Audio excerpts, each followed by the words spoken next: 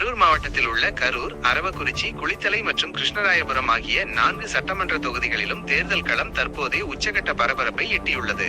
அதிமுக தலைமை தற்போது வெளியிட்டுள்ள வேட்பாளர் பட்டியலில் கரூர் தொகுதியில் முன்னாள் போக்குவரத்து துறை அமைச்சர் எம்.ஆர். விஜயபாஸ்கர் மீண்டும் களம் இறக்கப்பட்டுள்ளார். ஆனால் மற்ற 3 தொகுதிகளான கிருஷ்ணராயபுரம் தனி தொகுதியில் டாக்டர் திவ்யா, அரவக்குறிச்சியில் செல்வகுமார் மற்றும் குளித்தலையில் கருணாகரன் என முற்றிலும் புதிய முகங்களுக்கு வாய்ப்பளிக்கப்பட்டுள்ளது. இதில் கவனிக்கப்பட வேண்டிய விஷயம் என்னவென்றால், எம்.ஆர்.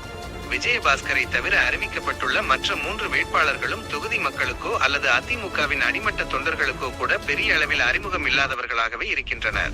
கட்சிக்குள்ளேயே பலருக்கு இவர்களை தெரியாது என்பதுதான் தற்போதைய கள நிலவரமாக உள்ளது. அதே சமயம் கரூர் சட்டமன்ற உறுப்பினரும் அமைச்சருமான வி. செந்தில் பாலாஜி கடந்த ஓராண்டு காலமாக இந்த 4 தொகுதிகளிலும் அதிதீவிரமான மக்கள் பணிகளை முன்னெடுத்து வருகிறார். தொகுதி மக்களின் அடிப்படை தேவைகளை அறிந்து பல்வேறு நலத்திட்டங்களை செயல்படுத்தி வருவதுடன் மக்களின் அன்றாட உணர்வுகளோடும் அவர் நெருங்கிய தொடர்பில் இருந்து வருகிறார்.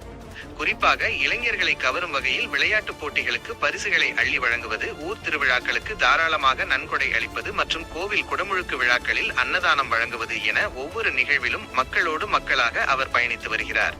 இத்தகைய தொடர்ச்சியான மற்றும் ஆழமான மக்கள் தொடர்பு கரூர் மாவட்டத்தில் திமுகவின் செல்வாக்கை அசைக்க முடியாத இடத்திற்கு கொண்டு சென்றுள்ளது.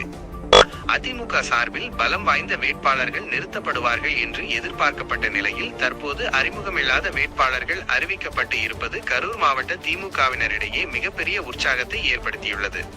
எதிர்க்கட்சியில் வலுவான போட்டியாளர்கள் இல்லாதது தங்களுக்கு கூடுதல் சாதகமாக அமையும் என்று கருதும் திமுகவினர் தற்போதே கரூர், குளித்தலை, கிருஷ்ணராயபுரம் மற்றும் அரவக்குறிச்சி ஆகிய 4 தொகுதிகளிலும் திமுக அமோக வெற்றி பெற்றுவிட்டதாக கூறி வெற்றி கொண்டாட்டங்களுக்கு தயாராகி வருகின்றனர்.